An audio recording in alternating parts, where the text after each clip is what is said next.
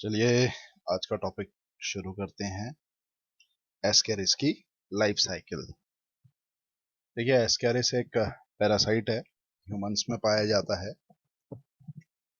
तो मोनोजेनेटिक इसकी life cycle होगी क्योंकि सिर्फ ह्यूमंस में ही ये पाया जाता है। देखिए, एडल्ट फॉर्म हमको जैसे कि पता है, एस्केरिस की जो एडल्ट फॉर्म होती है ये इंसानों की आंतों में पाई जाती है, इंटेस्टाइन के अंदर। अब एडल्ट फॉर्म में जैसे कि आपको पता है कि मेल और फीमेल दोनों अलग अलग होते हैं। मेल छोटा होता है, फीमेल थोड़ी बड़ी होती है। तो इनके बीच में रिप्रोडक्शन परफॉर्म होता है। जब रिप्रोडक्शन परफॉर्म होता है तो जो एग होते हैं वो फर्टिलाइज्ड होते हैं। फर्टिलाइजेशन के 9 दिन के बाद, करीब करीब 9 दिन के बाद, पहली लार्वल स्टेज हमको देखने को मिलती है, रैबिडिटॉइड लार्वा। इसको रैबिडिटॉइड लार्वा बोलते हैं। ये फर्स्ट स्टेज लार्वल लार्वा है एस्केरिस का।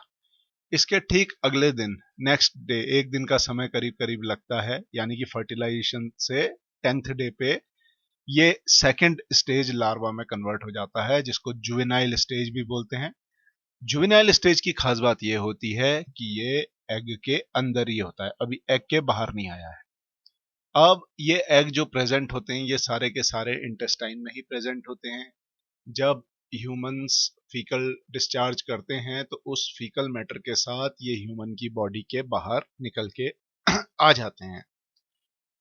जैसे ही फीकल मैटर जो होता है, कंटामिनेटेड फीकल मैटर जिसमें ये एग प्रेजेंट होते हैं, ये सराउंडिंग वाटर के कांटेक्ट में आता है या फूड के कांटेक्ट में आता है, तो ये फूड और वाटर को भी कंटामिनेट करता है। और ये एग बहुत छोटे होते हैं एक्चुअली, तो कंटामिनेशन होने में कोई दिक्कत नहीं आती है। और इस कंटामिनेटेड फूड को जब ह्यूमंस कंज्यूम करते हैं तो ये अंडे ह्यूमन के पेट के अंदर चले जाते हैं। Man swallows the egg. जैसे ही ये अंडे ह्यूमन के अंदर वापस पहुंचते हैं, किसी दूसरे ह्यूमन के अंदर, कोई जरूरी नहीं है सेम ह्यूमन के अंदर, एक ए नाम के आदमी ने अंडे बाहर शरीर से निकाले, उन अंडों ने फूड को कंटामिनेट किया, तो बी सी डी अलग अलग आदमियों में ये कंटामिनेटेड फूड पहुंचा और ये अंडे फिर बी सी डी ई अलग अलग आदमियों तक पहुंचे। सेकेंड स्टेज जुवेनाइल जो होती है, जो यहां पर थी 10th डे में हमको मिली थी, ये अंडों से अब बाहर निकल के आ जाती है, खासकर इंसानों की आंतों के अंदर। ये बात बहुत इंपॉर्टेंट है। जैसे ही अंडे पेट के अंदर वापस पहुंचे तो एक रिएक्शन होती है जिससे ये जो सेकंड स्टेज जुवेनाइल था ये अंडों से बाहर निकल के इंसान की आंत में आ जाता है। आंत में आते ही सबसे पहला काम ये क्या करता है, it bores through intestinal wall. ये आंतों में छेद करने लग जाता है, छेद करके आंतों के अंदर घुस जाता है। आंतों के अंदर घुसने के बाद ये सर्कुलेटरी सिस्टम में घुल मिल जाता है। खासकर जो वेन्स होती हैं आंतों के अगल बगल, उनको मेजेंट्रिक वेन्यूल्स बोलते हैं, ये उनमें पहुंच जाता है और वहां से ब्लड सर्कुलेशन में आ जाता है। ब्लड सर्कुलेशन से होते हुए ये जो सेकंड स्टेज जुवेनाइल था, जो अब फ्री हो चुका है, ये लिवर तक पहुंचता है, लिवर से हार्ट तक जाता है। ये 13th डे के आसपास होता है ये काम जो होता है, याद रखिएगा। तो ये हार्ट तक जाता है, हार्ट इसको पंप करके लंग्स तक पहुंचाता है, लंग्स में ये एल्वियोलाई तक पहुंच जाता है। अब सोचिए कितना छोटा होगा ये जुवेनाइल जो एल्वियोलाई तक पहुंच जा रहा है। जैसे ही एल्वियोलाई में पहुंचता है वहां पर इसका मेटामॉर्फोसिस होता है, यानी कि एक प्रोसेस होती है मोल्टिंग। तो मोल्टिंग की वजह से ये थर्ड स्टेज जुवेनाइल में कन्वर्ट हो जाता है। तो फर्स्ट स्टेज हमको 9th डे में देखने को मिली, 10th डे में हमको सेकंड स्टेज देखने को मिली, और उसके बाद हमको 14th डे या 13th डे के बाद हमको एक थर्ड स्टेज जुवेनाइल देखने को मिलती है, ये एल्वियोलाई के अंदर। इसके बाद एक दो दिन वहां पर बिता के 16th डे में ये फोर्थ स्टेज जुवेनाइल में कन्वर्ट हो जाता है। फोर्थ स्टेज जुवेनाइल जो होता है अब वो लंग्स में रहने के लायक नहीं होता है, उसको लंग्स का एनवायरनमेंट बहुत अच्छा नहीं लगता है। तो ये क्या करता है, एल्वियोलाई से वापस निकल के ब्रोंक्यूल्स तक पहुंच जाता है। ब्रोंक्यूल्स से फिर ऊपर चढ़ के ये थोड़ा सा ट्रैकिया तक पहुंचता है। ट्रैकिया से होते हुए ये लैरिंग्स तक आता है, गले तक आ जाता है। अब यहां से इसके पास दो रास्ते होते हैं। जब भी इंसान खांसता है या छींकता है तो ये कभी कभी ये जो हमारे पास फोर्थ स्टेज जुवेनाइल था, ये नेजोफेरिंक्स से होते हुए नाक के रास्ते बाहर निकल जाता है छींकते ही। और अगर ऐसा ना हुआ हो तो वो फिर क्या करता है, ट्रैकिया से ही वापस पलट के ईसोफेगस में चले जाता है, यानी कि फूड पाइप में। विंड पाइप से निकल के फूड पाइप में चला जाता है।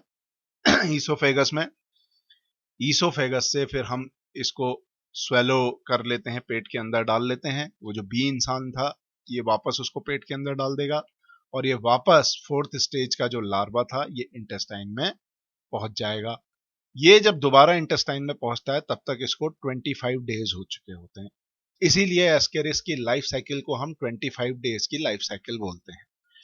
25th डे के बाद करीब 1 महीना और बिताता है ये एडल्टहुड पाने में। तो 2 से ढाई महीना लगता है इसको टोटल एडल्टहुड पाने में, और उसके बाद फिर ये रिप्रोडक्शन के लायक होता है। और फिर रिप्रोडक्शन परफॉर्म करके ये साइकिल वापस शुरू हो जाती है। तो ये बहुत इंपॉर्टेंट था, ये आप समझिएगा। तो ये फर्टिलाइज्ड एग आया हमारे पास, इसके 9th डे में पहली लार्वल स्टेज मिली, इसके 10th डे में हमको दूसरी लार्वल स्टेज मिली, करते करते 16वें दिन में हमको थर्ड लार्वल स्टेज मिली, उसके बाद हमको फोर्थ लार्वल स्टेज मिलती है। फोर्थ लार्वल स्टेज वापस इंटेस्टाइन में पहुंच जाती है 25वें दिन 25th डे, और वहां पर इसका मेटामॉर्फोसिस होता है, ये एडल्ट बनता है, रिप्रोडक्शन करता है और वापस फिर एग रिलीज करता है। एग रिलीज फिर होते हैं इन्वायरमेंट इंटेस्टाइन में। एग क्या होते हैं, इंटेस्टाइन में फीकल मैटर के साथ बाहर निकलते हैं, आसपास के पानी को कंटामिनेट करते हैं।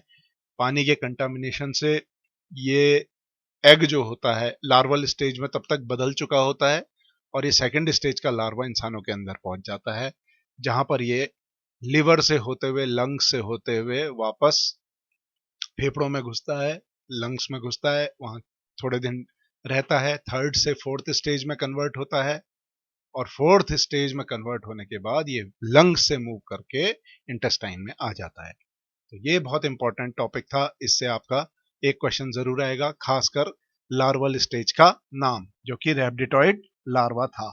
याद रखिएगा, ये जो यहाँ पर लिखा है हमने रैबिडिटॉइड लार्वा, ये फर्स्ट स्टेज लार्वा ये आएगा, बाकी सब इसकी जुवेनाइल फॉर्म कहलाई जाती है।